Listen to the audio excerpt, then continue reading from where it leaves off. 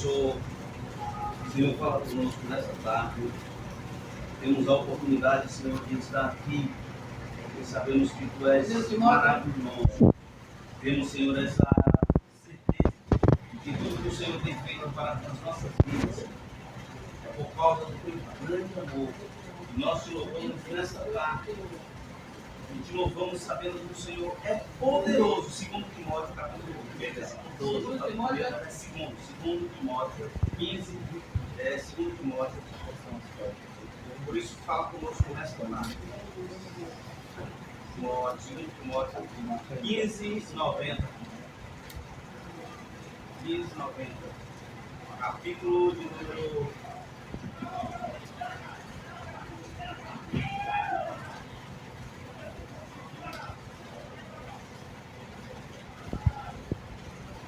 Amém? Diz assim a palavra de Deus. Capítulo de número 1, versículo 12.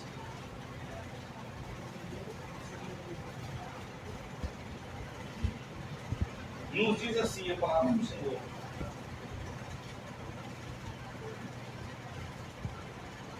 Por cuja causa padeço também isso, mas não me envergonho, porque eu sei em quem tenho crido, e que estou certo que é poderoso para guardar o meu depósito até aquele dia. Queridos irmãos,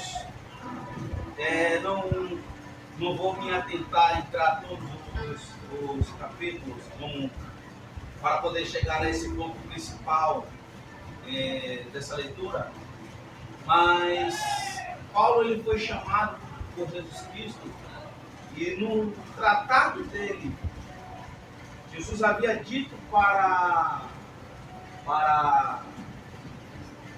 Filipe, Timóteo não. Vai na rua chamada direita, Filipe. Vai na rua chamada direita, porque lá há um homem cujo eu tenho um tratado.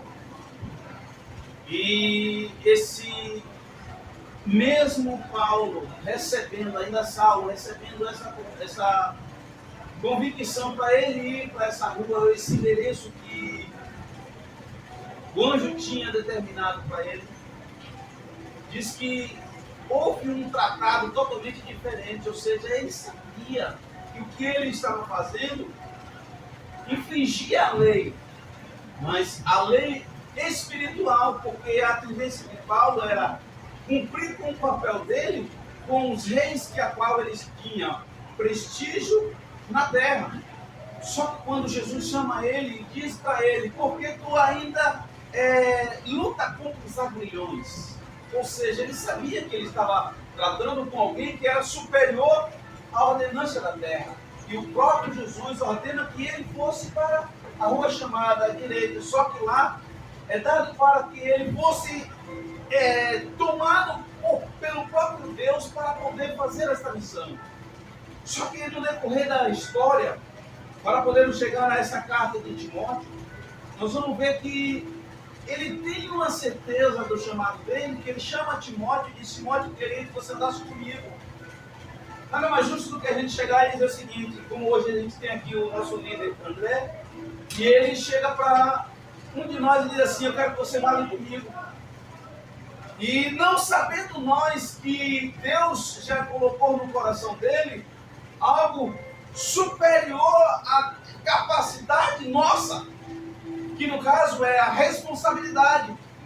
Timóteo, ele é chamado por Paulo, e no momento que é chamado, a primeira coisa que Paulo diz é: fortifica-te na graça, ou seja, não abra mão, esteja contigo esse modelo.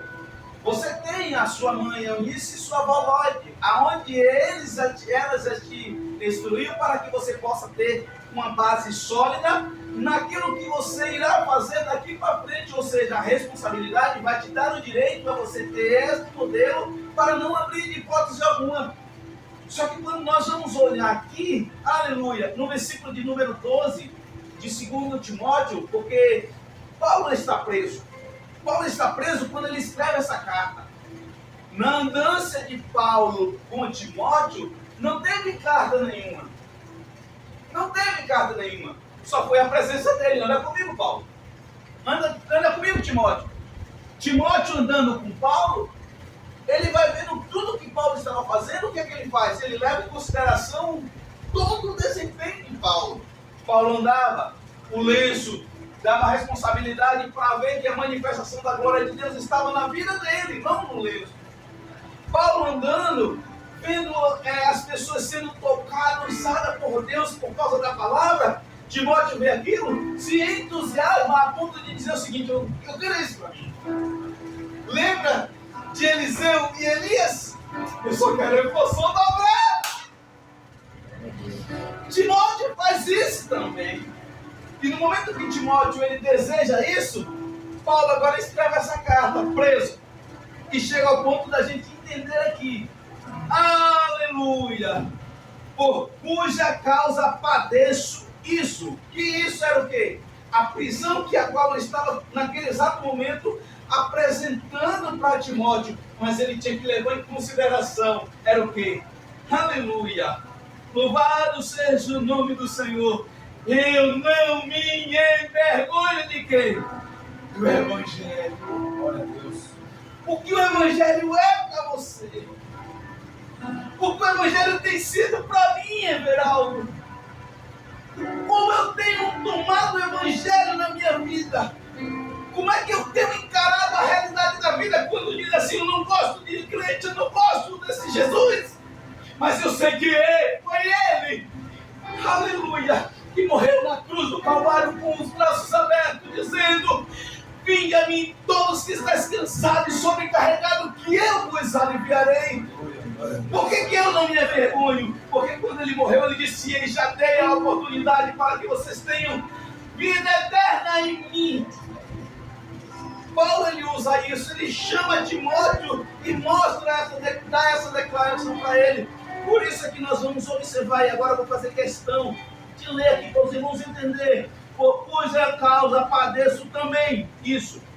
Mas não me envergonho, pois eu sei em quem tenho crido. Quem é Jesus para você, Reginaldo? Quem é Jesus para você, Bruno? Quem é Jesus para você, André? Quem é Jesus para você, Lindomar? Aleluia! Eu posso chegar à conclusão de dizer para vocês que Jesus é o caminho, Jesus é a verdade, Jesus é a vida, e de quem vai ao Pai se não for por Ele. Aleluia! Glória a Deus! Por que eu não me envergonho do Evangelho? Porque quando Jesus Cristo ele veio ao mundo, Ele foi ignorado, menosprezado, ninguém aceitou. Mas depois Ele usou o termo dizendo: aquele que quer vir após mim, negue-se a si mesmo, tome a sua cruz e siga. É por causa deste Evangelho que chegou ao ouvido de meu pai, e meu pai chegou ao ponto de dizer: filho, vamos para a igreja. E hoje eu estou aqui pela bondade e misericórdia do Senhor. 43 anos servindo ao Senhor, mas Ele nunca disse que está cheio de mim. Eu que preciso estar sempre cheio do Espírito Santo. Faça isso valer a pena. Por isso que Paulo escreve a Timóteo e disse: não se envergonhe do Evangelho não. Tenha convicção naquele que você tem depositado a sua crença. Você sabe por quê? Passa os céus e a terra, mas a palavra do Senhor jamais passará.